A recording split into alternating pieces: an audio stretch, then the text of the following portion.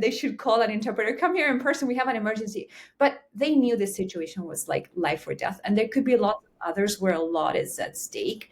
So they should know where to call an interpreter. And in fact, that very day when we were preparing the statement, the board of STIBC, we started writing to each other on the WhatsApp group that we have. And we were like, if this thing does not exist, if there isn't a list of interpreters that can be called 24 hours a day here in BC, we should start one as a society. And that's a commitment that we have made.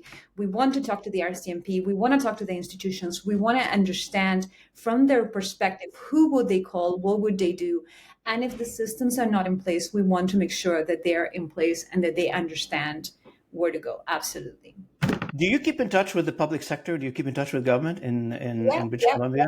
Yeah. We try to keep in touch with different members of the public sector. The challenge with the RCMP, which we are hoping to start a conversation with, is it's a national level institution. So sometimes they're a little bit harder. We are in conversation definitely with local institutions in BC, but it's a little bit harder when an institution is federal. But we are going to do it. We're going to start this conversation.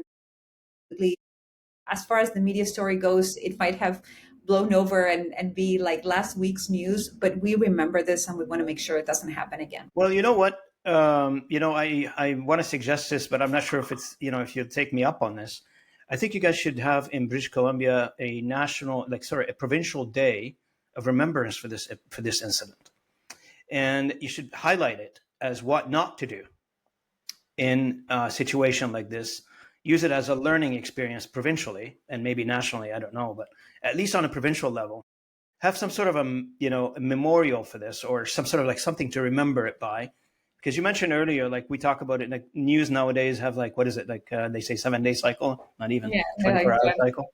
So, but there's a lot of learning in there and in this particular situation. And if that individual could have been saved or not saved, I don't know the circumstances. That's beyond me, and I will leave that to the experts. But in any case, I do believe that having and you believe as well, based on what we're talking about today, having a person, an interpreter, flesh and blood, they're representing the same community. They are from the same community. They speak the same language, and they come from the same background. Facilitating the conversation, the situation could have been a lot better. That's our belief.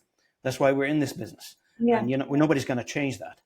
Now, if having, like a lot of times we celebrate the day we were instituted or the day we established as an association, 25-year anniversary, I think we should start celebrating our impact on humanity. And that's one opportunity. Either we do it on a Canadian Language Industry Association scale, or we do it on a provincial scale. I think somebody needs to remember the impact of our industry on a human, and here's what we're going to do with this, and here's what we're going to learn from. That sounds like an amazing idea. I would totally take you up on that.